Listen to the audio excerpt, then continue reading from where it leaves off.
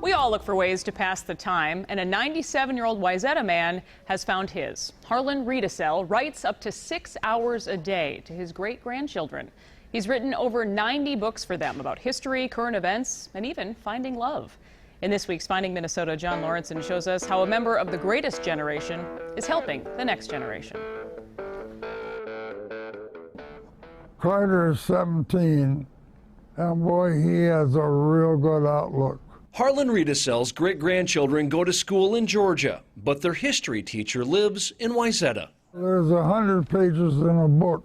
You could say Chapter 1 of Harlan's journal writing dates back to World War II. He was stationed at Hickam Air Force Base in Hawaii, where his young soldier entries were clear, concise, and often eye-opening. We saw the prisoners coming back from the Philippines after the war was over, and they were really in bad shape. But it was during the war that Harlan met his wife, Mary, after a friend sent a letter and a picture through the mail. We wrote a year and a half before we met, and honest to God, you fall in love through the mail. As life happened, the journal entries essentially stopped. Then, after a 60-year break, Harlan picked up his trusty fountain pen and began writing to his great-grandchildren, Carter and Sophie. Well, both of them, we have a great relationship. Thank goodness I lived long enough. They know who I am. They know who he is because since 2004, he's written over 90 life books to each of them. There are senior moments, family history, and current events, but also life lessons and pick-me-ups. I'm sure that it's a big letdown that you didn't get your scholarship, but Sophie, you pushed it to the very end and got up close to the 2% and made it through. They're saying we may have a few strong thunderstorms tonight. Harlan ends each chapter with a weather report, and that's the only time he uses technology. Alexa, what's the weather for today? It's 61 degrees Fahrenheit with mostly cloudy skies. What would you do if you didn't have this to do? I don't know. I honestly don't know.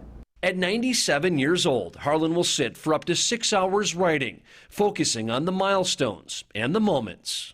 He cuts his newspaper clippings that he puts in with these 100-year-old scissors. It's very tender, emotional, humorous.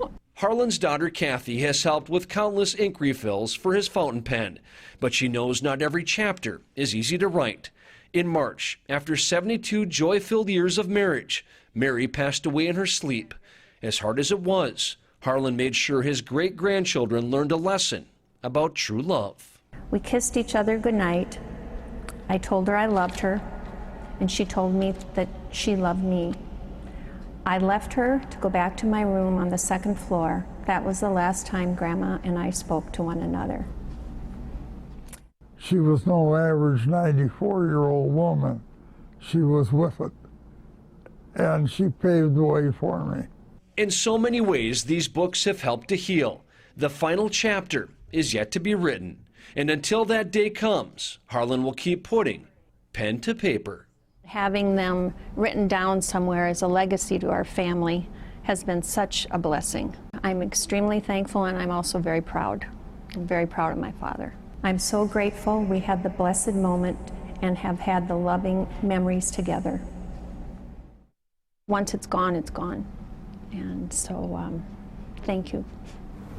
Thank you. And I love you. In Wayzata, John Lauritsen, WCCO 4 News. One lucky family is right. Harlan says he hopes that the books will inspire his great-grandchildren to help make the world a better place.